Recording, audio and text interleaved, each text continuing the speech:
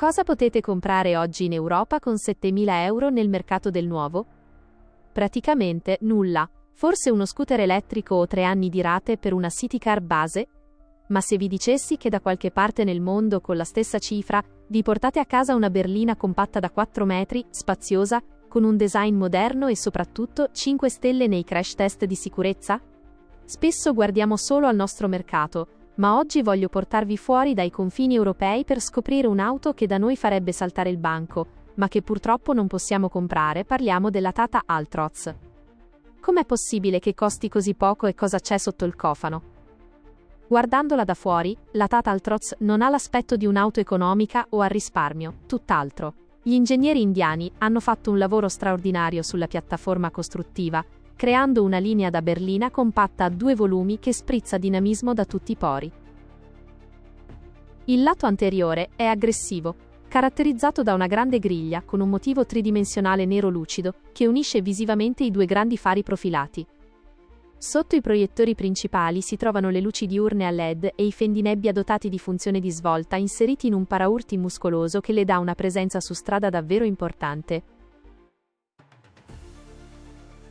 Spostandoci sulla vista laterale, la linea di cintura è cuneiforme e corre fluida verso il retro. Le ruote montano bellissimi cerchi in lega diamantati da 16 pollici che riempiono bene i passaruota. Un dettaglio di grande stile è la finitura nero lucido degli specchietti retrovisori esterni, che sono regolabili e ripiegabili elettricamente. Le maniglie delle portiere anteriori sono in tinta con la carrozzeria, mentre quelle delle portiere posteriori sono nascoste nel montante, una scelta che pulisce la fiancata e fa sembrare la macchina quasi una 3 porte sportiva. La ciliegina sulla torta è la possibilità di avere il tetto a contrasto nero lucido, che si raccorda con un piccolo spoiler integrato. Il lato posteriore è forse la parte più originale dell'auto. I fari posteriori a LED sono uniti da una fascia nera lucida che attraversa tutto il portellone, dove campeggia con orgoglio la scritta cromata Altroz. Il paraurti posteriore è pulito e integra i sensori di parcheggio e la telecamera di retromarcia, completando un look moderno che non sfigurerebbe affatto nelle nostre città.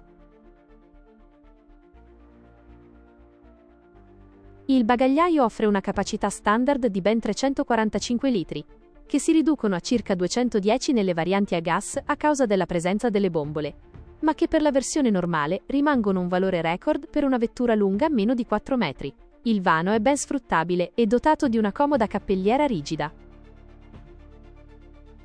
Ma la vera magia di questa vettura si compie quando si decide di salire a bordo. Una delle caratteristiche più pubblicizzate della Altroz è l'apertura delle portiere a 90 gradi, sia davanti che dietro. Questo significa che entrare e uscire dall'auto è di una facilità disarmante, un dettaglio comodissimo per le famiglie o per chi deve caricare un seggiolino. Una volta dentro, si viene accolti da un abitacolo spazioso e sorprendentemente tecnologico. Gli interni sfoggiano un ambiente bicolore grigio chiaro e nero, con materiali plastici rigidi ma assemblati con grandissima cura e arricchiti da un sistema di illuminazione soffusa che crea un'atmosfera molto premium di notte. Il cruscotto si sviluppa in orizzontale e ospita al centro un grande schermo dell'infotainment da oltre 26 cm sviluppato in collaborazione con Harman, dotato di connettività wireless per Apple CarPlay e Android Auto. Davanti al guidatore Clock un quadro strumenti interamente digitale ad alta definizione, che può mostrare persino le mappe del navigatore in tempo reale per non far distrarre chi guida. Il volante ha un design sportivo a 2 razze con la parte inferiore piatta, è rivestito in pelle e ospita tutti i comandi per gestire l'audio, il computer di bordo e il controllo della velocità di crociera. Spostando lo sguardo sul tunnel centrale, troviamo la leva del cambio, che a seconda delle versioni può essere un classico manuale a 5 marce o un moderno automatico a doppia frizione a 6 rapporti, rifinito con un pomello rivestito in pelle e inserti cromati. I sedili sono molto comodi, sagomati per offrire un ottimo supporto alle cosce nei lunghi viaggi, e rivestiti in tessuto di alta qualità con cuciture a contrasto, con il sedile del guidatore regolabile anche in altezza. C'è persino un grande cassetto portaoggetti davanti al passeggero che è refrigerato, per mantenere fresche le bevande durante i mesi estivi. Ma veniamo alla sostanza meccanica. La Tata Altroz viene offerta principalmente con un motore a benzina della famiglia Revotron da 1200 cm3 di cilindrata. Si tratta di un propulsore a 3 cilindri aspirato capace di erogare una potenza di circa 87 cavalli e una coppia massima di 113 Nm. Non parliamo ovviamente di un motore da corsa, le prestazioni sono tranquille e pensate per la mobilità quotidiana, con un'accelerazione onesta e una fluidità di marcia ideale per i tragitti urbani ed extraurbani. Per chi cerca qualcosa in più, la casa indiana offre anche una versione turbocompressa dello stesso motore, e persino un robusto 1500 diesel da 90 cavalli. La vera forza del 1200 aspirato risiede però nei consumi e nei costi di gestione. Questo motore è incredibilmente parsimonioso, con un consumo medio dichiarato che si attesta intorno ai 19 km con un singolo litro di benzina. Esiste inoltre la richiestissima versione a doppia alimentazione a gas metano, che utilizza una tecnologia proprietaria a doppio serbatoio nascosto sotto il pavimento del bagagliaio, permettendo di risparmiare tantissimo sui rifornimenti senza perdere spazio utile per i bagagli.